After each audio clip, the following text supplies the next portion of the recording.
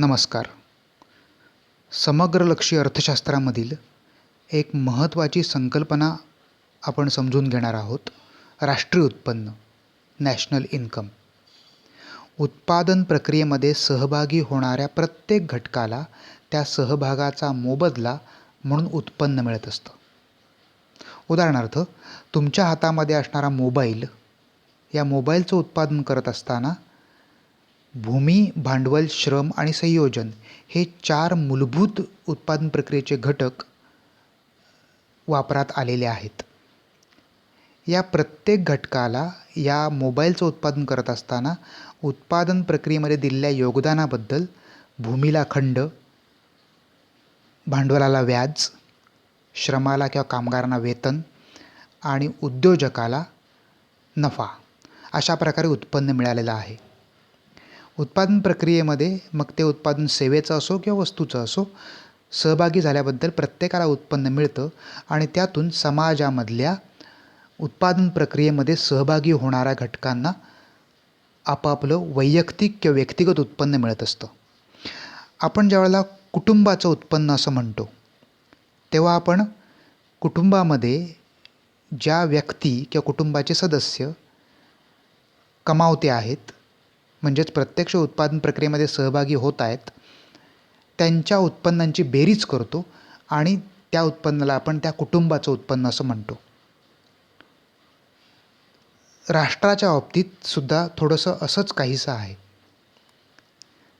राष्ट्र हे कुटुंब असं जर आपण गृहीत धरलं, तर राष्ट्राचे जे राष्ट्र ह्या कुटुंबाचे जे सदस्य आहेत, म्हणजेच राष्ट्राचे नागरिक, त्यांच्या उत्पन्नाची बेरीज करून राष्ट्रीय उत्पन्न मिळू शकतं असं ढोबळमानाने म्हणता येईल. परंतु राष्ट्रीय उत्पन्न ही संकल्पना एवढी संकुचित नाही आहे. राष्ट्रीय उत्पन्न ही संकल्पना खूप विस्तृत आहे. ही संकल्पना आपण काही अर्थशास्त्रज्ञांनी केलेल्या व्याख्यांच्या आधारे समजावून घेण्याचा प्रयत्न करूया. काही पारंपरिक व्याख्या आपण बघणार आहोत. त्यामध्ये अल्फ्रेड मार्शल यांनी केलेली व्याख्या महत्त्वाची आहे. अल्फ्रेड मार्शल यांच्या मते एखाद्या देशाचे श्रम आणि भांडवल आपल्या नैसर्गिक संसाधनांवर कार्य करते. दर साल वस्तू, सामग्री आणि सर्व प्रकारच्या सेवांसह भौतिक अभौतिक वस्तूंचे निव्वळ एकूण उत्पादन करते. हे देशाचे खरे निव्वळ वार्षिक उत्पन्न किंवा राष्ट्रीय लाभांश होय. सर्वप्रथम मार्शल यांनी राष्ट्रीय उत्पन्नाला राष्ट्रीय लाभांश अशी संकल्पना वापरली, नॅशनल डिव्हिडंड. दुसरी गोष्ट, देशाचे श्रम आणि भांडवल हे 2 उत्पादन प्रक्रियेचे महत्त्वाचे घटक नैसर्गिक साधनांचा वापर करून दर साल म्हणजे प्रत्येक वर्षी भौतिक आणि अभौतिक वस्तूंचं उत्पादन करतात आणि हे उत्पादन म्हणजेच राष्ट्रीय उत्पन्न, अशा प्रकारची व्याख्या मार्शल यांनी केली आहे. आता ज्यावेळेला आपण उत्पादन हेच राष्ट्रीय उत्पन्न असं म्हणतो, त्यावेळेला त्या उत्पादनाला उत्पन्नाचं मूल्य कधी मिळतं? जेव्हा ती वस्तू बाजारपेठेमध्ये पैशाच्या मोबदल्यात विनिमयित होते तेव्हा, म्हणजे पैशाच्या मोबदल्यात विकली जाते तेव्हा. त्यामुळे इथे मार्शल यांना असं म्हणायचं आहे की अर्थव्यवस्थेमध्ये उत्पादित होणाऱ्या वस्तू ज्या पैशाच्या मूल्याच्याद्वारे बाजारपेठेत विकल्या जातात, त्याच्या आधारावर देशाचं राष्ट्रीय उत्पन्न निर्माण होतं असं म्हणता येईल.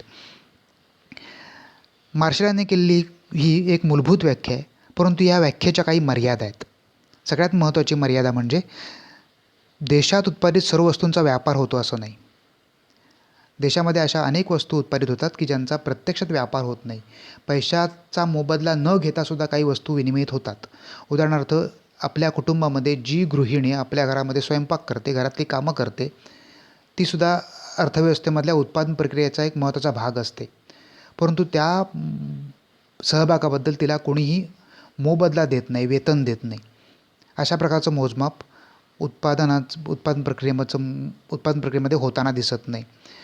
त्यामुळे उत्पादित वस्तूंचा सगळ्याच व्यापार होतो असं नाही. त्याचं उत्पन्नामधलं मोजमाप इथे विचारात घेतलेलं नाही आहे. दुसरी गोष्ट म्हणजे दुहेरी मोजणीमधल्या अडचणी मार्शल यांनी विचारात घेतलेल्या नाही आहेत. बऱ्याच वेळेला एकाच वस्तूचं उत्पन्न या स्वरूपात मोजमाप करताना पुन्हा पुन्हा मोजमाप होऊ शकतं. उदाहरणार्थ कापड ही एक वस्तू आपण जर विचारात घेतली तर कापड ही वस्तू अगोदर कापूस होती. त्यामुळे राष्ट्रीय उत्पादन मोजताना, उत्पादनाचं मूल्य मोजताना अगोदर कापसाच्या उत्पादनाचं मूल्य मोजलं जाईल. त्याच कापसापासून पुन्हा कापड बनलं, त्यामुळे त्याचं मूल्य मोजलं जाईल. त्याच कापडापासून पुन्हा कपडे बनले, त्याचं मूल्य मोजलं जाईल. ते कपडे जर समजा भाड्यानं दिले तर त्याचं पुन्हा मूल्य मोजलं जाईल. म्हणजे एकाच वस्तूपासून निर्माण झालेल्या या प्रत्येक टप्प्यावर त्या वस्तू पुन्हा पुन्हा मोजल्या जातील. ही जी याला दुहेरी मोजणी असं म्हणतात. या दुहेरी मोजणीमुळं राष्ट्रीय उत्पन्न आहे त्यापेक्षा अधिक वाढलेलं दिसतं, की जे खरं प्रत्यक्षात तसं नसतं. त्यामुळं ह्या दुहेरी मोजणीच्या ज्या अडचणी आहेत, ज्या समस्या आहेत, त्या मार्शल यांनी आपल्या व्याख्येमध्ये विचारात घेतलेल्या नाही आहेत. तिसरी गोष्ट म्हणजे ही व्याख्या खूप विस्तृत आहे. त्यामुळे या व्याख्याच्या मदतीनं राष्ट्रीय उत्पन्न ही संकल्पना अचूकतेनं समजावून घ्यायला अडचणी येत आहेत. दुसरी एक व्याख्या आपण बघूया. प्राध्यापक AC पिगू यांनी केलेली व्याख्या. पिगू यांच्या मते राष्ट्रीय उत्पन्न हा समुदायाच्या उद्दिष्ट उत्पन्नाचा एक भाग आहे. अर्थातच परदेशातून मिळणाऱ्या उत्पन्नासह जे पैशामध्ये मोजले जाते. 2 महत्त्वाच्या गोष्टी पिगू यांनी सांगितल्या आहेत. एक म्हणजे उद्दिष्ट उत्पन्न, जे वस्तू आणि सेवा विक्री करून मिळणारं उत्पन्न, आणि दुसरी गोष्ट म्हणजे परदेशातून मिळणाऱ्या उत्पन्नाचा पण त्यांनी समावेश केला आहे. त्या अर्थाने ही व्याख्या विस्तृत आहे किंवा मार्शलपेक्षा एक पाऊल पुढं टाकणारी आहे असं म्हणता येईल. त्यामुळे ही व्याख्या मार्शल यांच्या व्याख्येपेक्षा अधिक अचूक आहे असं म्हणणं योग्य राहील. पिगू यांच्या म्हणण्यानुसार केवळ त्या वस्तू आणि सेवांचाच समावेश उत्पन्नामध्ये असावा जे प्रत्यक्षात पैशासाठी विकले जातात. हे मात्र मार्शलप्रमाणेच त्यांनी केले. मात्र यामध्ये डबल मोजणी होणं टाळली जाऊ शकते. पिगू यांच्या व्याख्येच्या काही मर्यादा आहेत. महत्त्वाची मर्यादा म्हणजे पैशाची देवाणघेवाण करणाऱ्या वस्तू आणि इतर वस्तूचा असा कृत्रिम फरक त्यांनी या व्याख्येमध्ये केला आहे. मार्शल म्हणतात त्याप्रमाणेच. त्यानंतर राष्ट्रीय उत्पन्नाची व्याप्ती कमी करणारी ही व्याख्या आहे. कारण अनेक वस्तू अशा आहेत की ज्या राष्ट्रीय उत्पादनाच्या मूल्यामध्ये मोजल्या जायला हव्यात, परंतु मोजल्या जाऊ शकत नाहीत. त्या सर्व बाबींचा विचार पिगू यांच्या व्याख्येमध्ये होत नाही. दुसरी गोष्ट म्हणजे बार्टर अर्थव्यवस्थेला ही व्याख्या लागू केली जाऊ शकणार नाही. त्या अर्थाने ही व्याख्या संकुचित आहे. ज्या अर्थव्यवस्थेमध्ये वस्तू विनिमय पद्धती आहे, वस्तूच्या बदल्यात वस्तू, अशा अर्थव्यवस्थेला ही व्याख्या लागू होणार नाही. कारण इथं पिगू यांनी या ठिकाणी पैशाच्या मोबदल्यात विकल्या जाणाऱ्या वस्तूंचा विचार केला आहे आणि ही व्याख्या मुक्त अर्थव्यवस्थेशी संबंधित आहे. त्यामुळे बंदिस्त अर्थव्यवस्थेला ही व्याख्या लागू होणार नाही असं अनेक जणांचं मत आहे. पिगू यांनी केलेली व्याख्या मार्शल यांच्या व्याख्येपेक्षा अधिक उजवी आहे असं म्हणता येईल, परंतु या व्याख्येच्या सुद्धा काही मर्यादा असलेल्या दिसतात. तिसरी व्याख्या म्हणजे आयर्विंग फिशर यांनी केलेली व्याख्या विचारात घेऊया. राष्ट्रीय लाभांश किंवा उत्पन्नामध्ये पूर्णपणे अंतिम ग्राहकांकडून मिळालेल्या सेवांचा समावेश असतो. मग त्या त्यांच्या साहित्यातून किंवा मानवी वातावरणामधून प्राप्त होऊ शकतात. याप्रमाणे यापूर्वी माझ्यासाठी बनवलेलं एक पियानो किंवा ओव्हरकोट हा या वर्षाच्या उत्पन्नाचा भाग नाही, तर भांडवलाची भर आहे. या गोष्टींद्वारे या वर्षात मला दिल्या गेलेल्या सेवा केवळ उत्पन्न आहेत. फिशर यांनी इथं महत्त्वाची गोष्ट अशी मांडली आहे, इथं त्यांनी उत्पन्नाच्या मोजमापामध्ये अंतिम वस्तूंचा विचार केला आहे, की ज्या ग्राहकांपर्यंत पोचतात त्या वस्तूंचा विचार केला आहे. त्या अर्थाने ही व्याख्या वेगळी आहे. त्याचबरोबर या वस्तू मानवाकडे असणाऱ्या साहित्यामधून आणि एकंदरीत उपलब्ध असणाऱ्या वातावरणामधून निर्माण होतात. त्यांनी एक उदाहरण दिलं आहे की माझ्यासाठी जो पियानो बनवला गेला आहे किंवा मला जो मिळालेला मी जो ओव्हरकोट खरेदी केला आहे तो त्यांच्यामध्ये तो उत्पन्नाचा भाग नाही आहे, परंतु त्यातून मिळणारी सेवा ही उत्पन्नाचा भाग होऊ शकते असं त्यांचं म्हणणं आहे. फिशरच्या यांच्या या मते देशाचे राष्ट्रीय उत्पन्न हे त्यांच्या वार्षिक उत्पन्नाद्वारे नव्हे तर वार्षिक उपभोगाद्वारे निर्धारित केले जाते. फिशर हे उत्पन्नाचा संबंध उपभोगाशी जोडत आहेत. हा या व्याख्येचा महत्त्वाचा वेगळेपणा आहे. अर्थव्यवस्थेमध्ये उत्पादित होणाऱ्या वस्तूची मूल्य नेहमी उपभोगाइतकं असतं. अर्थव्यवस्थेमध्ये ज्या अंतिम वस्तू उत्पादित होतात त्यांचं मूल्य अर्थव्यवस्थेमधल्या एकूण उपभोगा इतकं असतं. ही समानता या व्याख्येमधून फिशर यांना सुचवायची आहे. आणि त्यामुळे ही व्याख्या आर्थिक कल्याणाच्या संकल्पनेच्या जवळ जाणारी व्याख्या आहे. त्या अर्थाने ही व्याख्या अधिक जास्त विस्तृत आणि अधिक चांगली असं म्हणता येईल किंवा उजवी असं म्हणता येईल. इथे उपभोगाचा विचार केला गेलेला असल्यामुळे राष्ट्रीय उत्पन्नाच्या मोजमापाद्वारे आर्थिक कल्याणाच्या जवळ जाणं शक्य आहे, अशा प्रकारची ही मांडणी होते. ही व्याख्यासुद्धा मार्शल यांच्या व्याख्येपेक्षा अधिक उजवी असली तरी या व्याख्येतसुद्धा मर्यादा आहेत. महत्त्वाची मर्यादा म्हणजे निव्वळ उत्पादनापेक्षा निव्वळ उपभोगाचे मोजमाप अधिक कठीण आहे. उत्पादनाचं मोजमाप करणं तुलनेनं सोपं आहे.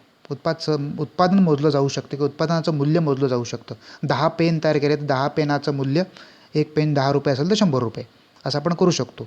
परंतु त्या पेनापासून मिळणारा जो उपभोग आहे त्याचं मोजमाप करणं अत्यंत कठीण आहे. कारण तो पेन किती वर्ष टिकेल सांगता येत नाही. तोच पेन जर 2 वर्ष टिकला, 3 वर्ष टिकला तर त्या एकाच पेनापासून मिळणाऱ्या सेवेचं मूल्य पुन्हा पुन्हा मोजलं जाऊ शकेल. आणि ते पुन्हा राष्ट्रीय उत्पन्नात मोजायचं किंवा नाही हा प्रश्नच आहे. त्याचबरोबर विशिष्ट उपभोग्य वस्तू किंवा टिकाऊ असतात आणि त्यामुळे बऱ्याच वर्षांपर्यंत टिकतात. आता घेतलंच उदाहरण, बऱ्याच वर्षांपर्यंत टिकलेल्या वस्तू टिकत असल्यामुळे त्यांच्यापासून मिळणारी सेवा पुन्हा पुन्हा राष्ट्रीय उत्पन्नामध्ये मोजायची का, हा एक प्रश्नच आहे. या 3 सनातनवादी व्याख्या घेतल्यानंतर एक आधुनिक व्याख्या आपण विचारात घेऊया. सायमन कुझनेट यांनी मांडलेली व्याख्या. राष्ट्रीय उत्पन्न हे देशाच्या उत्पादक यंत्रणेकडून वर्षाकाठी अंतिम ग्राहकांच्या पर्यंत वाहणाऱ्या वस्तू आणि सेवांचे निव्वळ उत्पादन आहे. ही व्याख्या अधिक अचूक आणि अधिक विस्तृत आहे. आत्तापर्यंत बघितलेल्या 3 व्याख्यांपेक्षा ही जास्त उजवी, जास्त चांगली आणि जास्त अचूक आहे असं म्हणता येईल. कारण कुझनेट यांनी यामध्ये 2-3 गोष्टी सांगितल्या आहेत. पहिली गोष्ट म्हणजे देशाच्या उत्पादक यंत्रणेकडून वर्षाकाठी, एका वर्षाच्या कालावधीमध्ये निर्माण होणाऱ्या अंतिम वस्तू की ज्या ग्राहकांपर्यंत वाहत येतात. राष्ट्रीय उत्पन्न ही एक फ्लो कन्सेप्ट आहे, वहन होणारी संकल्पना आहे. ही महत्त्वाची मांडणी कुझनेट यांनी केली आहे. आणि अशा वस्तू आणि सेवांचं उत्पादन म्हणजे राष्ट्रीय उत्पन्न असं कुझनेट यांनी म्हटलं आहे.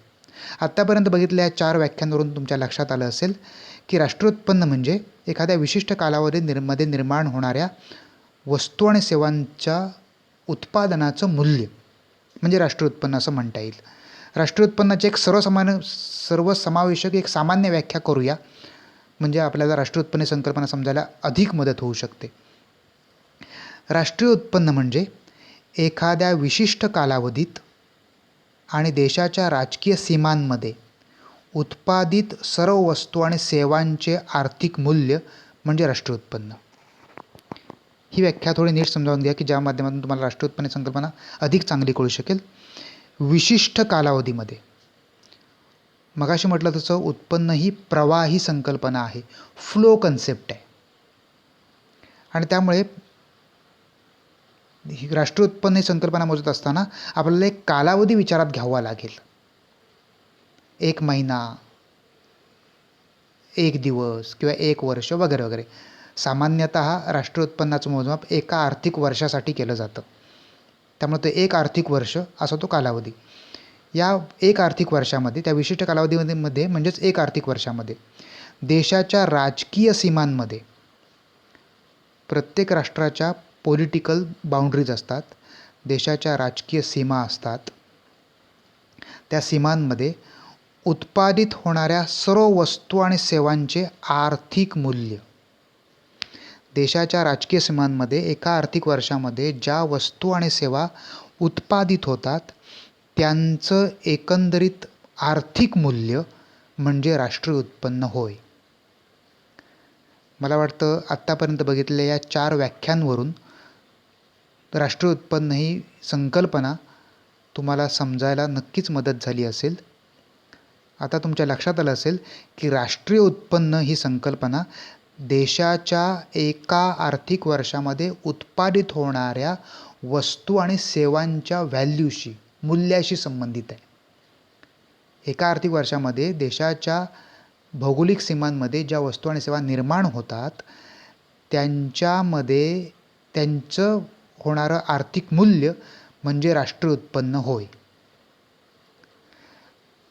राष्ट्रीय उत्पन्न किंवा एकूण राष्ट्रीय उत्पन्न एकूण आर्थिक उपभोग आणि एकूण अर्थसंस्कृत उत्पादन ही समानता आपल्याला पुढे जाऊन राष्ट्रीय उत्पन्नासंदर्भात बघायची आहे. राष्ट्रीय उत्पन्न ही बहुआयामी संकल्पना आहे.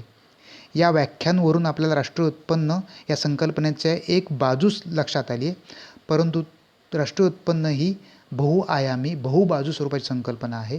त्यासाठी आपल्या राष्ट्रीय उत्पन्नासंदर्भात वापरल्या जाणाऱ्या GDP, GNP, NNP या सारख्या संकल्पना आपल्याला पुढील लेक्चर्समध्ये किंवा व्हिडिओमध्ये पाहायच्या आहेत. धन्यवाद.